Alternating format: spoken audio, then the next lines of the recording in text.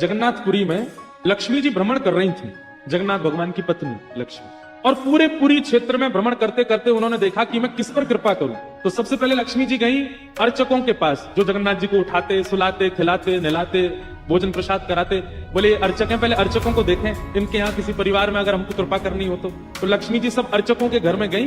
देखा महाराज सूर्य उदय हो गया, ये तो अभी सो ही रहे हैं, ना आचार विचार शुद्ध, ना खान पान की शुद्धि। लक्ष्मी जी ने देखा महाराज सबरे पुजारी अर्चक साधक लेट लेट तक सो रहे हैं, ना आचार विचार शुद्ध, ना खान पान की शुद्धि, ना वस्त्रादि धुले हुए, एक ही वस्त्र हैं, 5-5 दिन तक उन्हीं को पहनने हैं। लक्ष्मी जी बोली ये मेरे रहने लायक स्थान नहीं है, यहाँ नहीं आऊंगी।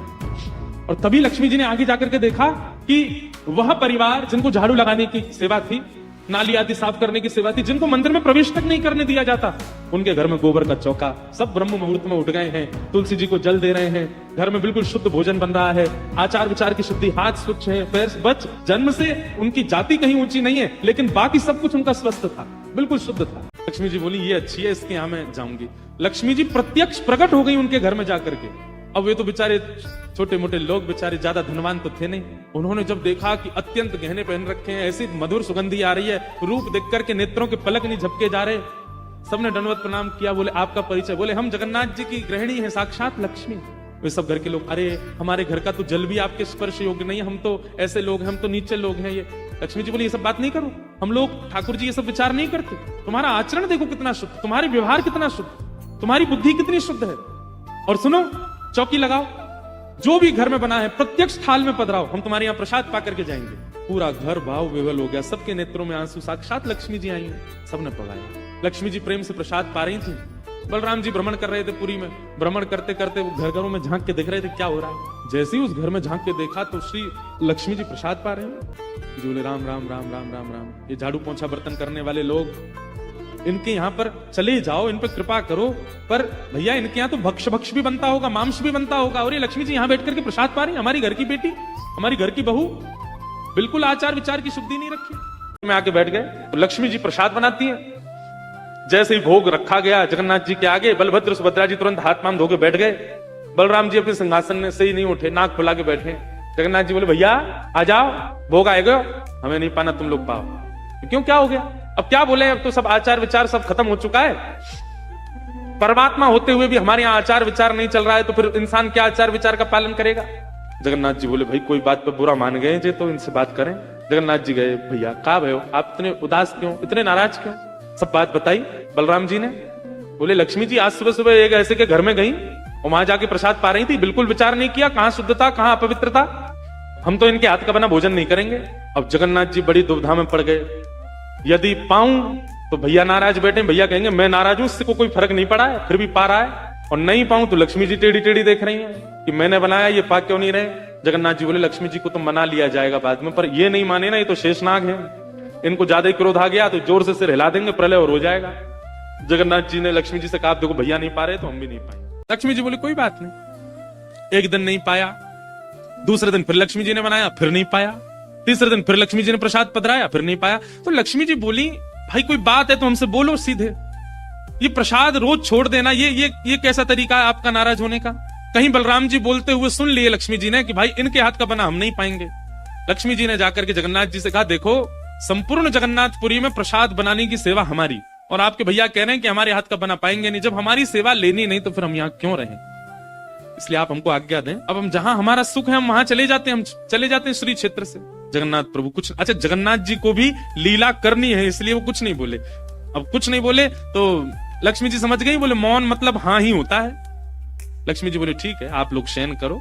रात्रि का समय, बलभद्र सुभद्रा जगन्नाथ जी के कपाट बंद हो गए। लक्ष्मी जी बोली अब हम जा रही हैं, और मंदिर से श्री लक्ष्मी जी चली गई।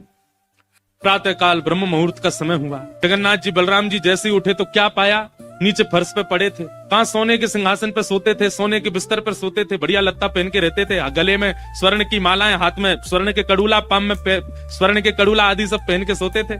लेकिन लक्ष्मी चली गई तो सब चला गया। सवेरे उठे तो फर्श पे पड़े थे। बलराम जी बोले लाला जी काहे गो, हमारे सिंहासन वगैरह कहाँ चले गए? ठाकुर जी बोले लक्ष्मी जी चली गई ना, लक्ष्मी तो मतलब सब होता है। बलराम जी ने अपनी तिजोरी जाकर के खोली, सबरे वस्त्र चले गए, आभूषण चले गए, सब आयुध चले गए, फटे पुराने मैले कुचैले बिना धुले महीनों के सालों के वस्त्र पड़े थे। और यही होता है, लक्ष्मी जाती है तो यही रह जाता है। लेकिन बलराम जी भी अपनी पूरी उसमें थे, बोले कि हम भी कुछ नहीं कहेंगे, ठीक है जैसे हैं वैसे रह लेंगे, कोई लक्ष्मी जी के जाने से हम पे फर्क थोड़ी पड़ रहा है।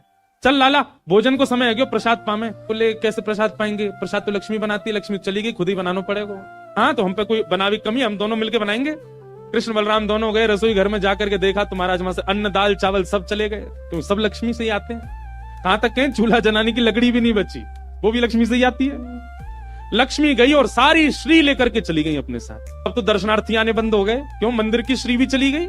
जगन्नाथ जी और बलराम जी चुपचाप बैठे हैं अपने सिंहासन पर, भूखे प्यासे बेचारे आंख बाहर निकल आई।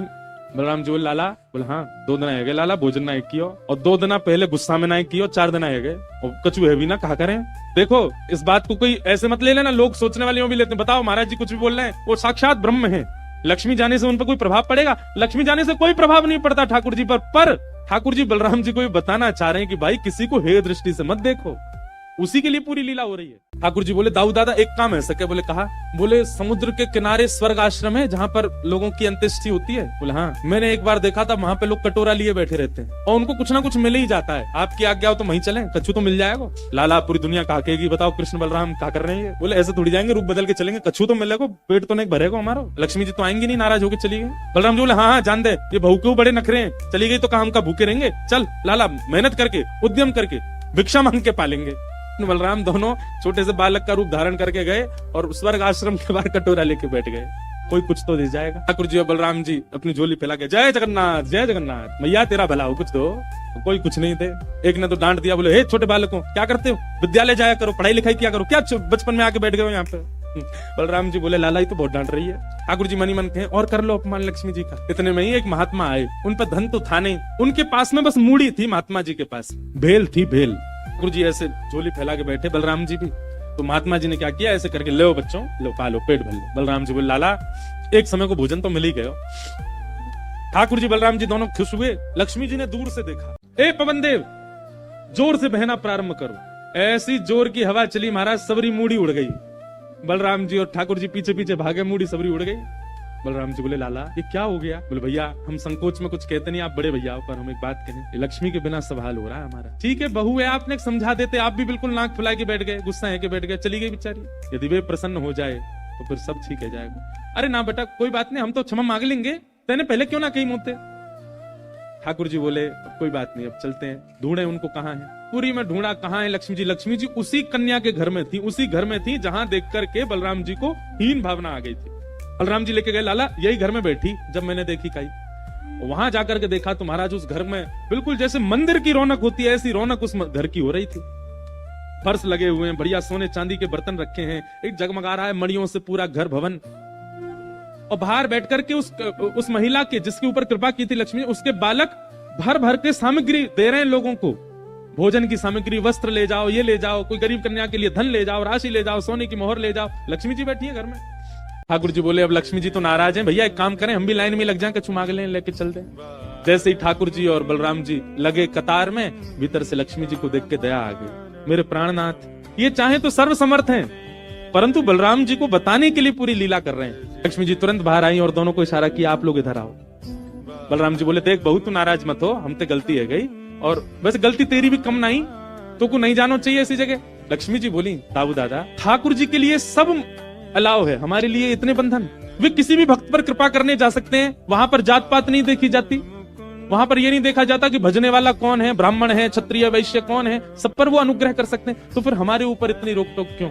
और किसी के जन्मगत व्यवहार से उसका पूरा जीवन नहीं आंकना चाहिए, उसके स्वभाव व्यवहार से देखना चाहिए कि वो है कैसा। कहाँ आप कहते हैं कि ब्राह्मण सर्वश्रेष्ठ, वो देर देर तक सो के उठ रहे हैं, उनके यहाँ शुद्धि नहीं, वस्त्र 4-4 दिन तक पहन रहे हैं, एक महीना एक ही धोती में निकाल रहे हैं। आप कह रहे हैं कि वो श्रेष्ठ, और ये लोग जो इतनी पवित्रता का ध्यान रखते हैं इन पर कृपा ना हो। हमारे अनुसार तो जो अपने कर्म से शुद्ध है वो शुद्ध है। बलराम जी और ठाकुर जी दोनों मान गए, जैसी आपकी इच्छा। बोले नहीं आज के बाद हम आपसे एक नियम चाहते हैं। क्या। बोले श्री जगन्नाथपुरी में नियम कर दीजिए। बोले क्या। जिस महाप्रसाद को ब्राह्मण पाएगा उसी महाप्रसाद को शूद्र भी पाएगा, दोनों को समान फल मिलेगा। और यहाँ महाप्रसाद का ऐसा नियम रखा जाए कि अगर एक ही पत्तल में दोनों बैठ करके पालें तो दोनों को समान पुण्य प्राप्त होगा। महाप्रसाद पाते ही अन्य तीर्थों में तो बहुत साधन करने पड़ेंगे, पर पुरी में आकर के कोई एक दिन का भी यदि महाप्रसाद का पाले तो उसको सर्व साधनों का फल प्राप्त हो जाए, और किसी भी प्रकार से यह ना देखा जाए कि कौन किस वर्ण का है, वो स्वभाव से शुद्ध होना चाहिए। हम सबको हृदय लगावे।